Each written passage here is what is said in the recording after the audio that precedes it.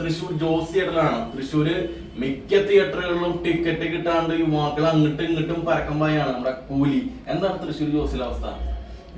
ഇവിടെ നമ്മള് 10 മണിക്കാണ് ഓപ്പൺ ചെയ്തത് ടിക്കറ്റ്. ഇവിടെ ക്യൂല് ആരും ഉണ്ടായിരുന്നില്ല, 1-2 പേര് മാത്രമേ ഉണ്ടായിരുന്നുള്ളൂ. പക്ഷെ നമ്മൾ ആ വന്നിട്ടുള്ളവർക്ക് നമ്മള് ടിക്കറ്റ് കൊടുക്കാനായിട്ട് സ്ക്രീൻ ഓപ്പൺ ചെയ്തപ്പോ എല്ലാം ഫില്ലാണ്.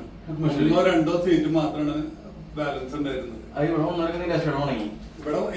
വന്ന 2-3 പേരുണ്ടായിരുന്നുള്ളൂ, അവർക്ക് കിട്ടി. ബാക്കി പിന്നെ നോക്കുമ്പോ പിന്നെ വന്നിട്ടുള്ളവരൊക്കെ തിരിച്ചു കൊണ്ട അവസ്ഥയായി. ബുക്ക് മൈ ഷോയിലാണ് കംപ്ലീറ്റ് ബുക്കിംഗ് നടന്നത്. സോൾഡ് ഔട്ട് ആയി. ഇത് തന്നെയായിരുന്നു ചോട്ടാ മുംബൈക്കും ഇത് തന്നെയായിരുന്നു ടിക്കറ്റ്. ചോട്ടാ മുംബൈക്ക് ഇതിനേക്കാളും കുറച്ചുകൂടി ക്രൗഡ് ഉണ്ടായിരുന്നു. അത് നമ്മുടെ അവിടെ മാത്രമല്ല ഉണ്ടായിരുന്നുള്ളൂ. ഇതിപ്പോ എന്ന് പറഞ്ഞാൽ ഇപ്പൊ ടൗണില് ഒരുവിധം തിയേറ്ററുകളിലൊക്കെ ഉണ്ട്. അതുകൊണ്ട് അത്രയും അടിച്ചു കയറ്റില്ല. ഇത് കംപ്ലീറ്റ് ഇപ്പൊ ഇന്ന് എല്ലാ 5 ഷോ ഉണ്ട്. ഇതിനെല്ലാം 1 ടിക്കറ്റ് 2 ടിക്കറ്റ് മാത്രമേ ബാലൻസ് ഉള്ളൂ.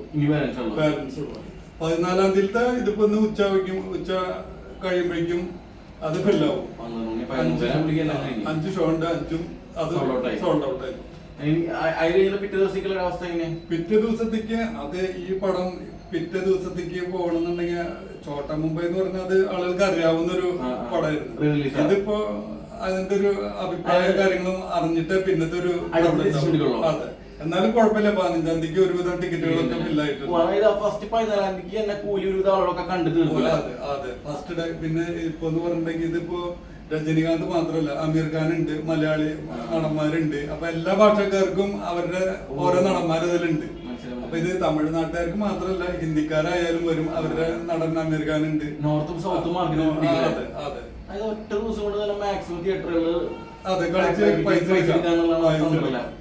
പിന്നെ സെക്കൻഡ് റിസൾട്ട് അറിഞ്ഞിട്ടാണ്. അതെ, അതല്ല ഇപ്പോഴും 15-ാം തീയതി നല്ലൊരു ബുക്കിംഗ് കയറി വരുന്നുണ്ട്. അതെന്തായാലും ഫില്ലാവും.